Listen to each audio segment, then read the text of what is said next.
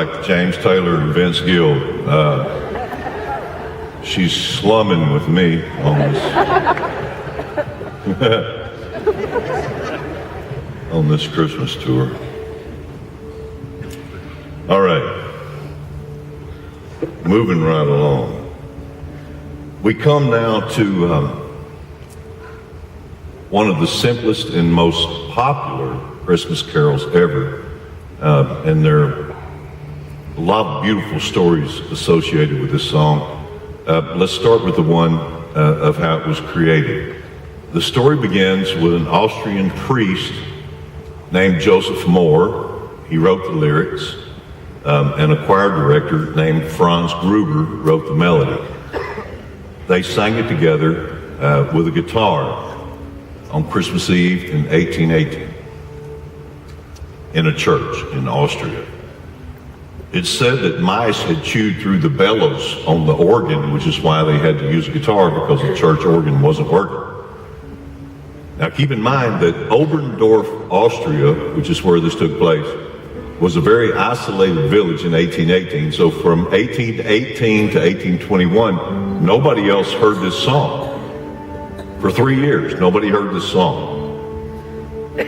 Then finally, an organ repair man showed up to fix the organ,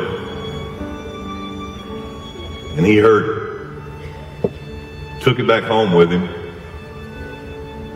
and it was just a matter of time before it spread all throughout Europe.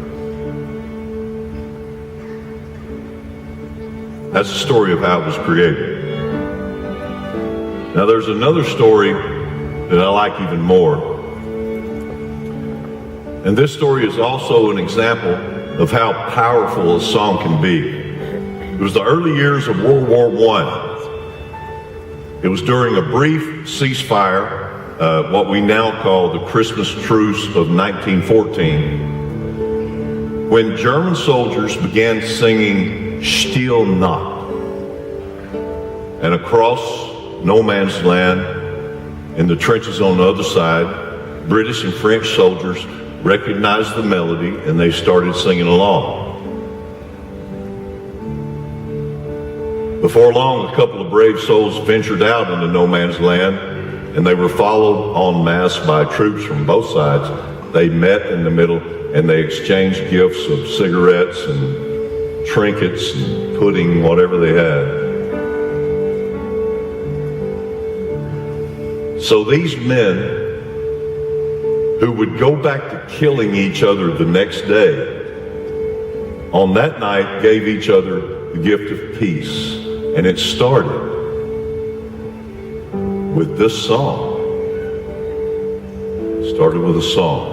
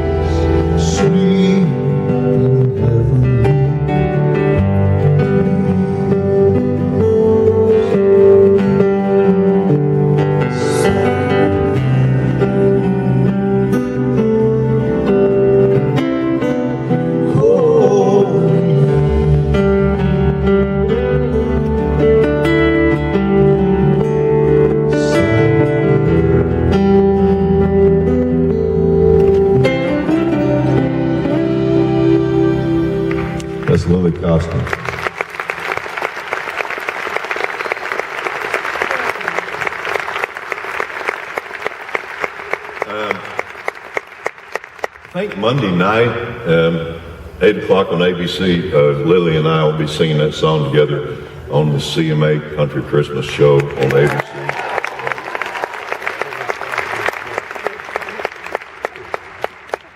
Lily sang on several songs on The King's Gift on the record, and we were very fortunate that she was able to come do this tour with us. Very proud to have her with us.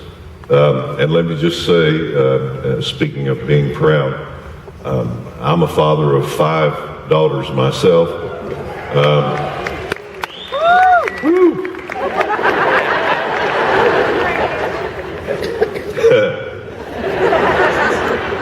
I sense some pity. Thank you. Appreciate that. Anyway, speaking of being proud of daughters, I am quite certain that Lily's very famous father, Kevin Costner, is very proud of this young lady.